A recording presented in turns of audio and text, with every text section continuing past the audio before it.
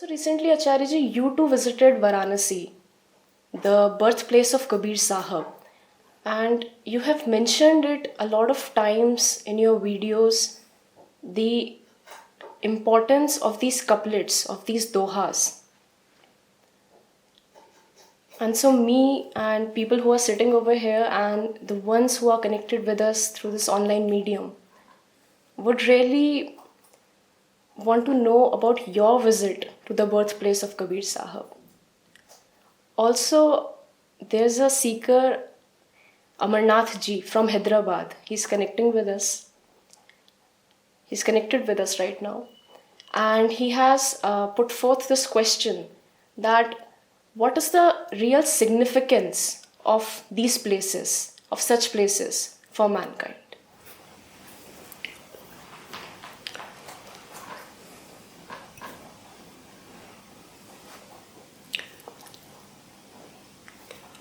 One has a body, one has to keep it somewhere, right? When one visits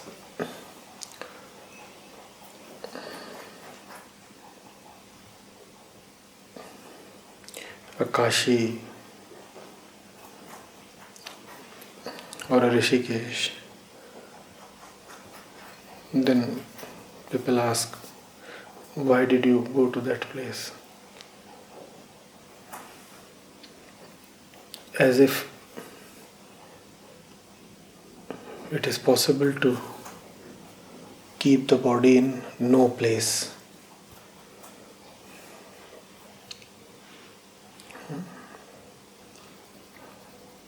Who are you asking this question? You are somebody. Somebody. You are somebody. You are embodied. And a body cannot just hang around or float around randomly beyond space. Body is space. A body has to be situated somewhere. It is obvious, but I must draw your attention to it.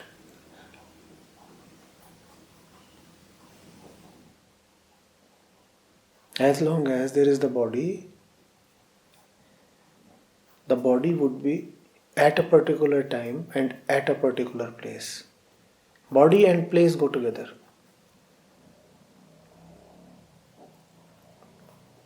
You cannot have a place where there is no body, and you cannot have a body that is not in any place. So one has to be somewhere. Now, why does one never ask in the same puzzled manner? Sanjay, why were you found at your office? Anshu, why were you found at your home?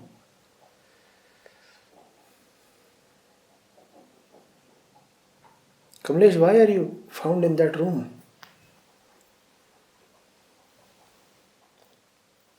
Now, why are these questions never asked? How is it just very harmonious and agreeable in the scheme of things to be at a workplace or at a marketplace or at a residence? And why is it a special thing to be in Kashi? After all, one has to be somewhere. So it's just like asking me, why do you have a beard? Why should I first not turn around and ask you, why don't you have a beard? Just as the body and space go together, similarly the body and beard go together. Even women have facial hair. Most of them don't like it, but they do have it, right?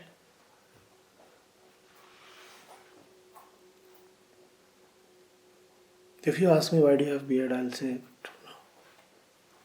you too have the same stuff that I have in the bodily sense. But you never question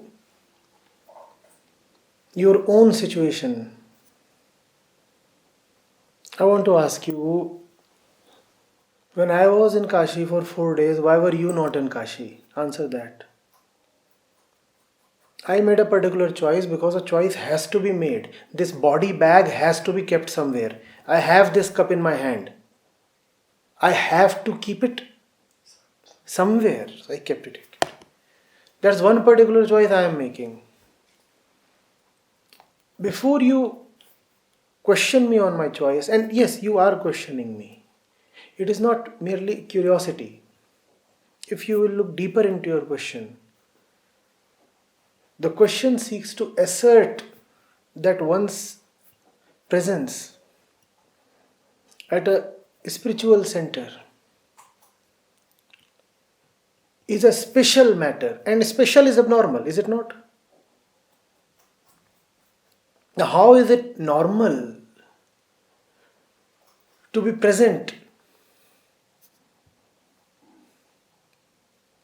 on a chilly December night in your home, tucked away, nicely, warmly under your soft quilt? If that be your situation, are you ever asked, why are you here? It is supposed to be normal. But if I am at Kashi, it is supposed to be abnormal. You will say, no sir, we aren't saying it's abnormal. We are just saying it's brilliantly special. Why should it be special? It's a choice.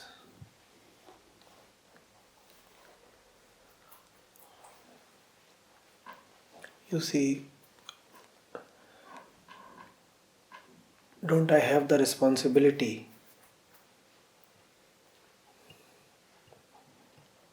of keeping this body at the right place?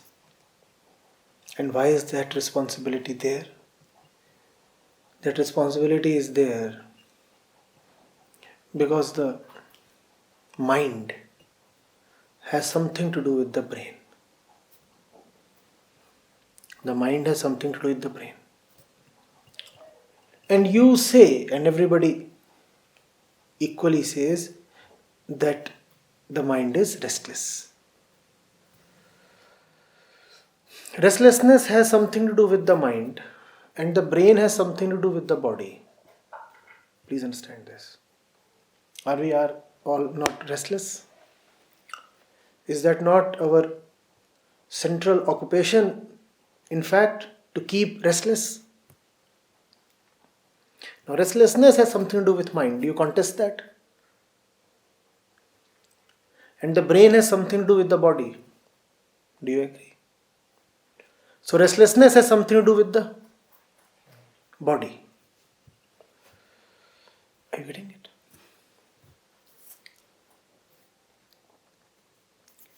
This body has to be brought to a place where the mind gains a certain rest. That alone is the purpose of space. That alone is the purpose of the vast expanse of the universe. Hundreds of countries, thousands of rivers, hundreds of forests, innumerable locations, innumerable people,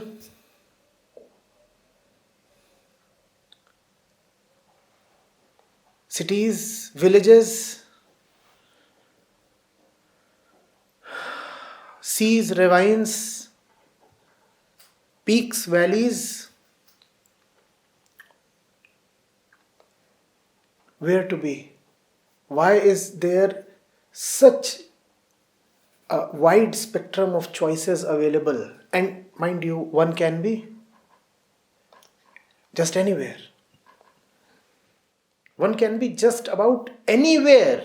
You could as well say that the number of choices is infinite. Why have so many choices been given? In the middle of all these choices, there is something called the right choice. And the right choice is not ecclesiastical. It does not belong to no space. It belongs to this universe itself. At every point in time of your embodied life, there is one right place where you must be, and that one right place will keep varying with time. But there are never two right places where you must be. There are never two right decisions.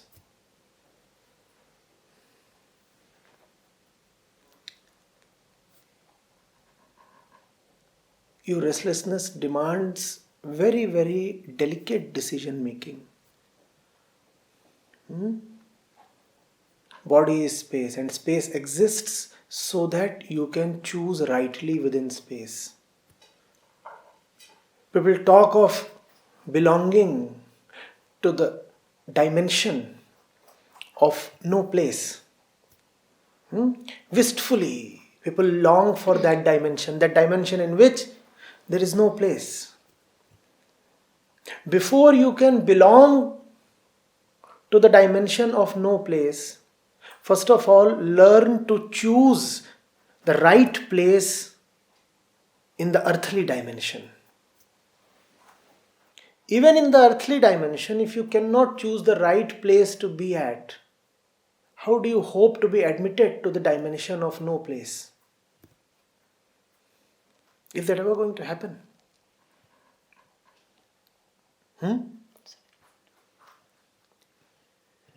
Even in a basic game like that of soccer, the players must know where to be. Right?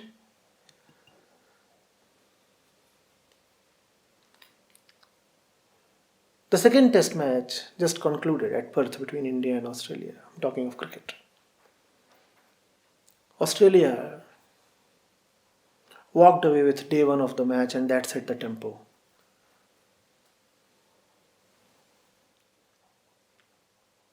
Part of the reason was the field placement that was not exact.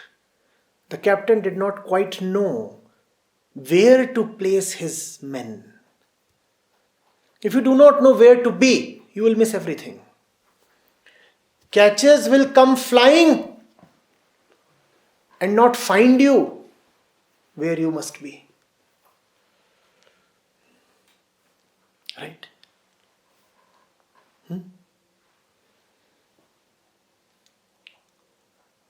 So if you are asking me why I was at Kashi, I'll ask you, why are you at Hyderabad?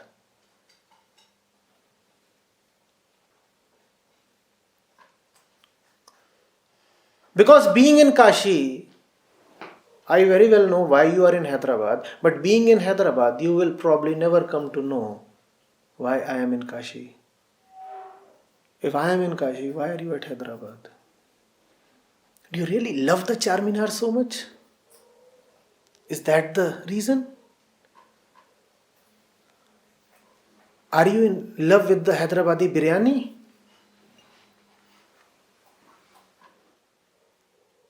What keeps you there? And this question must be asked. Don't say, but the answer is commonsensical. Don't say, but the answer is obvious. The answer is not obvious. What keeps you in that city? If you will realize that 1,000 bondages hold you to that city, then you too will run towards Kashi, because Kashi is the city of liberation. But till the point you do not realize what keeps you in your job, in your house, in your city, you will keep wondering, why does anybody ever go to a Himalayan peak or to the narrow, dingy, squalid lanes of Varanasi? Why must one ever go there? Hyderabad is such a smart city. And Varanasi is anything but smart.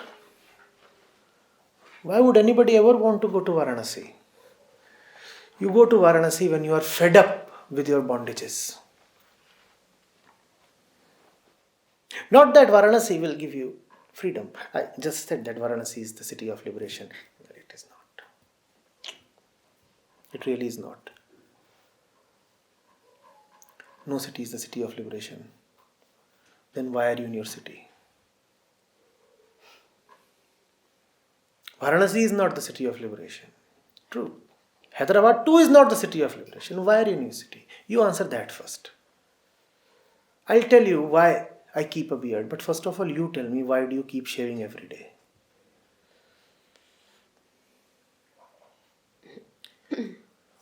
What keeps you beholden to your razor? You do something. I don't do anything. I just let the beard flow.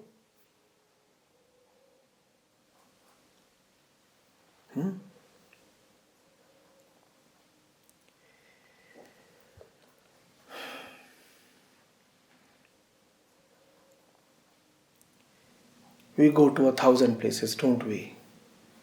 And it never occurs to us that we must really investigate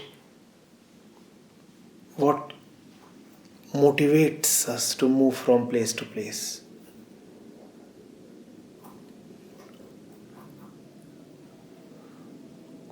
Since ancient times, trading routes have spanned across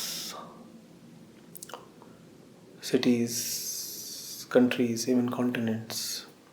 You know of the Silk Route. People were traveling so much. You know how the East India Company came to India. They came to trade. So people travel. Sometimes they are found in this city, sometimes they are found in that city. And it is considered normal. Why don't we figure out why does the mind keep wandering from place to place? Why?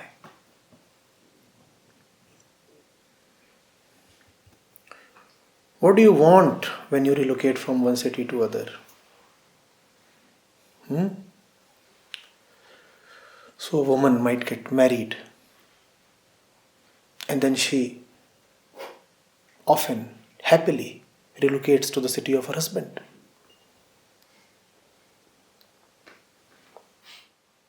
It is not questioned. It is not questioned because she is moving for the sake of the body. She is moving for the sake of convention. And then the husband gets a raise in his job and gets transferred to some other place. And that too is alright. The husband got a raise and got transferred from Gurgaon to Mumbai or Hyderabad. That is alright. One has moved for the sake of money from Gurgaon to Mumbai. It is okay. So behind every movement there is a motive, or is there not?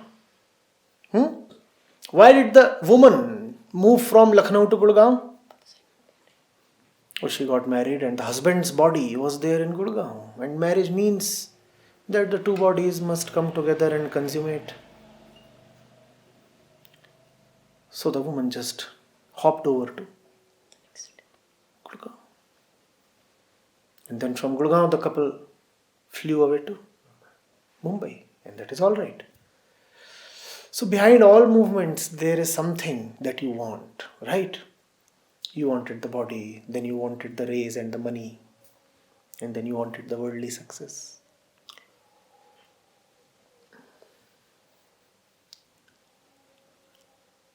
There are some places that are designed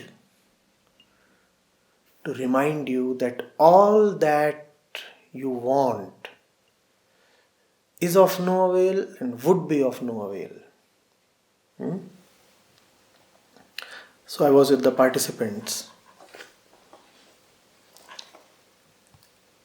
And in the night we all took a boat.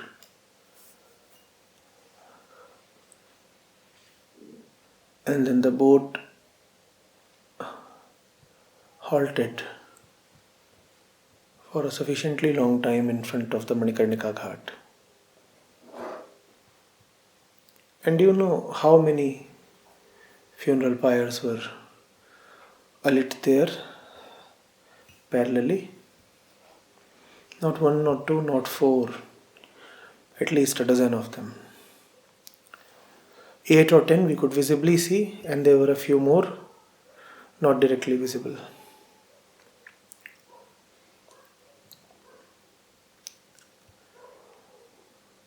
And it was quite a spectacle. It was tourism of the highest order. So many boats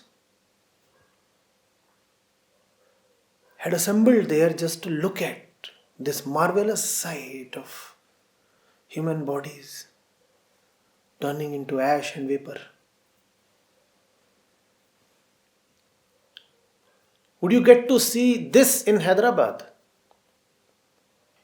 You can move to Hyderabad for the sake of body or money, or because you have attachments and relationships and maybe old habits. You were born and brought up there, so you stay there. But there is no city that has really turned death into a spectacle.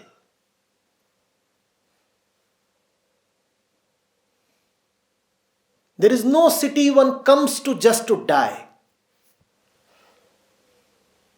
Kashi is one such city. Well, no place is special, mind you. Third time, please mind it. No place is special. But some places are designed especially. Kashi is designed in that way. Otherwise, all locations are just sensory. No location is one up or down the other. Kashi is designed in that way.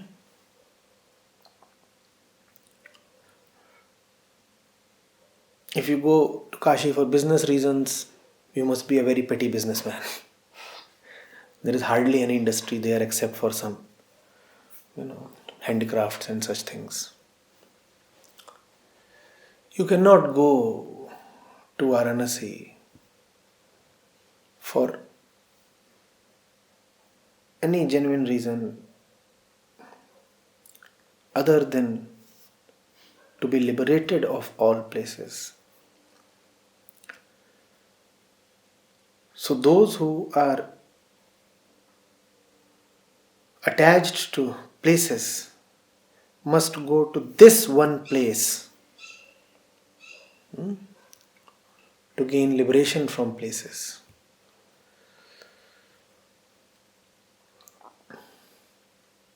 The funeral pyre is burning, and it's a December night. Somebody is having a nice sleep next to it. And then there are a couple of hungry dogs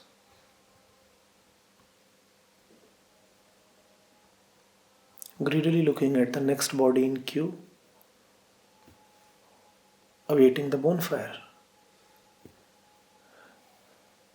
They too want to get rid of the cold. And after they have had the heater, they'll also have the meals, barbecue, live, and mind you, organic. Assuming that the deceased was not a habitual consumer of coke and such things.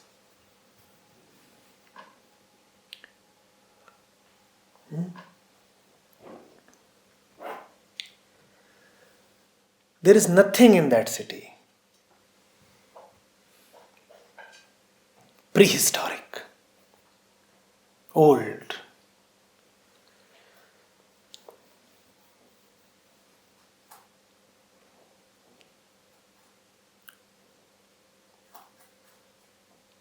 narrow lanes,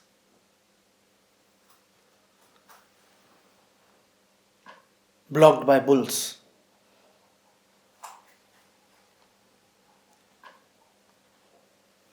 If you want to cross that lane,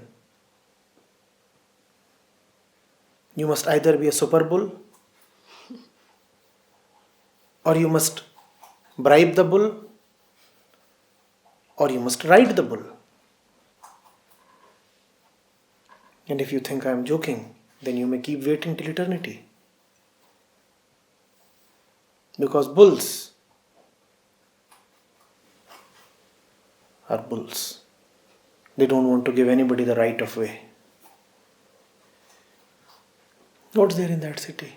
Even to move 2 kilometers or 4 kilometers, you take half an hour or 1 full hour.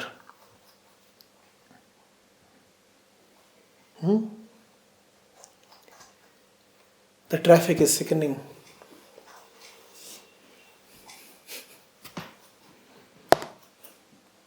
And people live in their old, fossilized ways.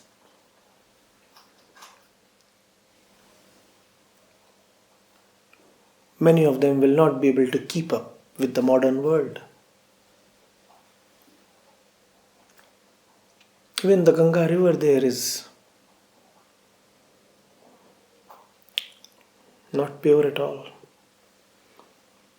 Its width used to be around 360 meters, just around 20-25 years back when I was in college. Now I learned that the width has reduced to 270 meters.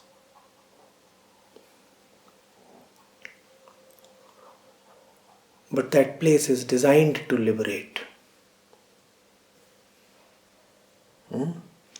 They say it is the oldest city in the world. And if you die here, then you are liberated. I do not know whether the ones who die there are liberated. But what is certain is that the ones who are too enamored with life must come there and watch the dance of death.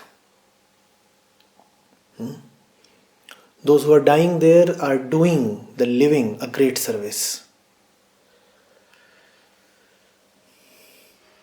The living get a chance to watch the train of death, the chain of death.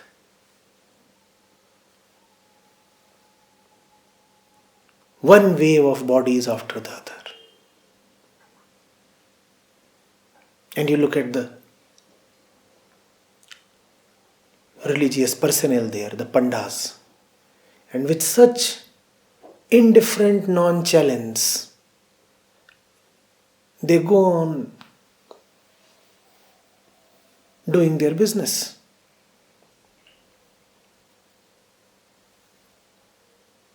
That's how existence looks at human birth and death. Indifference, nonchalance, like the face of the panda.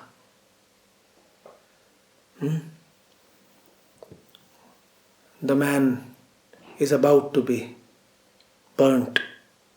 The wife is beating her chest. The kids are wailing away. And the panda is expressionless and he is saying, "Come on, be quick. There are 6 more waiting." Expressionless, emotionless. Almost like the river over which the body is being lit.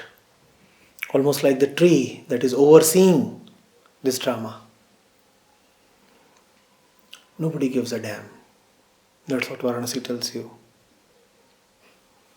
You go to other cities to get a great life, Now, if you are fed up of all kinds of great lives, then you can come to Varanasi to get a great death.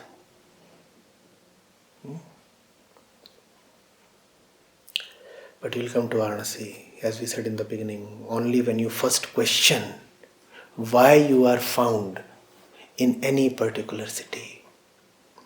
You have to ask yourself, why am I found where I am?